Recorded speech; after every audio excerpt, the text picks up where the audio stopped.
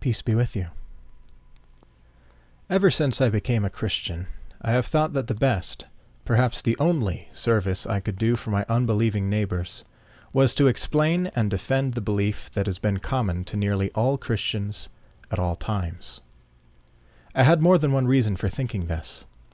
In the first place, the questions which divide Christians from one another often involve points of high theology, or even of ecclesiastical history, which ought never to be treated except by real experts.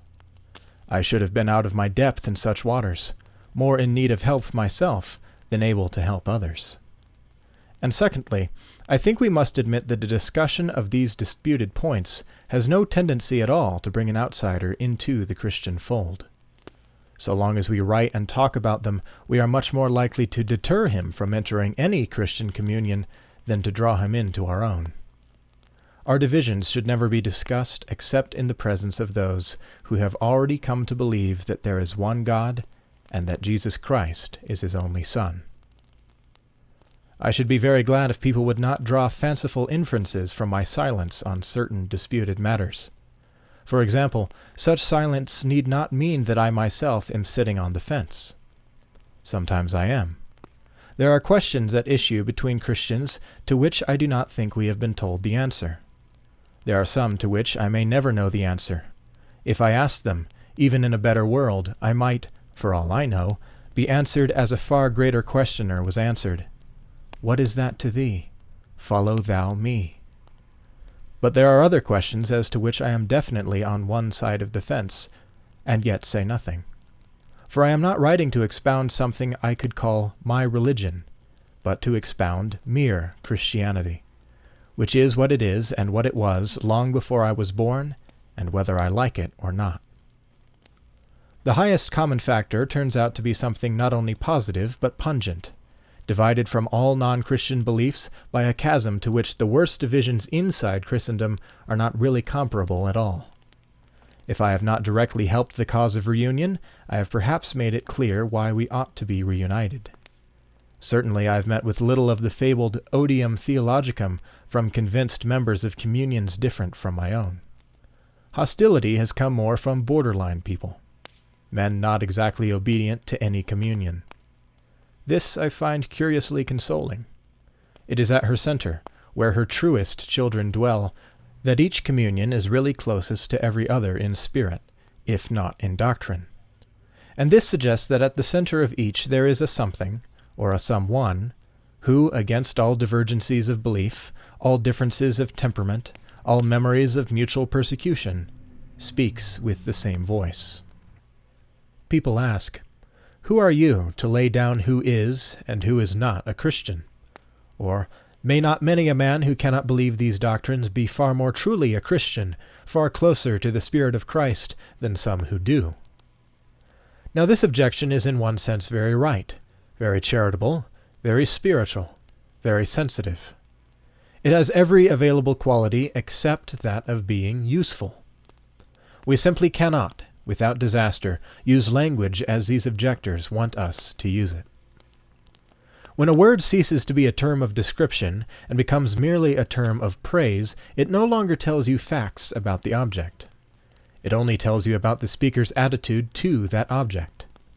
A nice meal only means a meal the speaker likes. A gentleman, once it has been spiritualized and refined out of its old, coarse, objective sense, means hardly more than a man whom the speaker likes. As a result, gentleman is now a useless word. We had lots of terms of approval already, so it was not needed for that use. On the other hand, if anyone, say in a historical work, wants to use it in its old sense, he cannot do so without explanations. It has been spoiled for that purpose. Now if once we allow people to start spiritualizing and refining, or as they might say, deepening, the sense of the word Christian, it too will speedily become a useless word.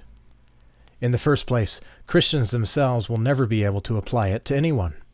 It is not for us to say who, in the deepest sense, is or is not close to the Spirit of Christ. We do not see into men's hearts. We cannot judge, and are indeed forbidden to judge.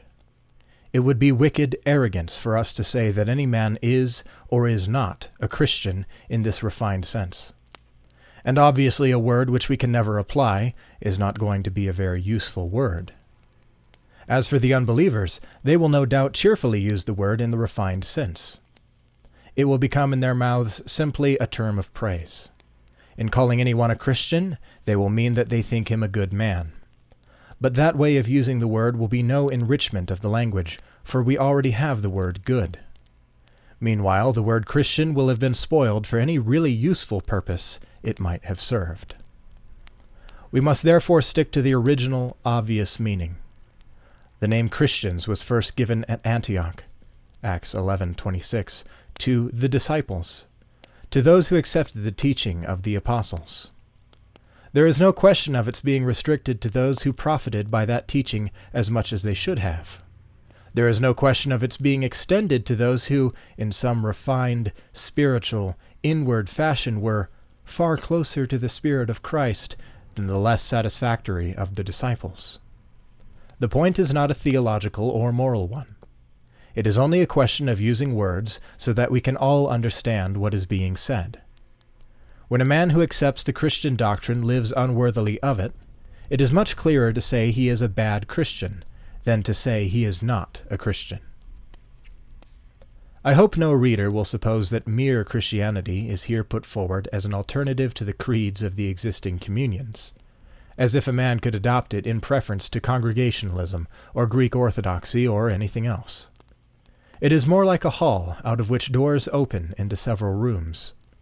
If I can bring anyone into that hall, I shall have done what I attempted. But it is in the rooms, not in the hall, that there are fires and chairs and meals. The hall is a place to wait in, a place from which to try the various doors, not a place to live in. For that purpose, the worst of the rooms, whichever that may be, is, I think, preferable.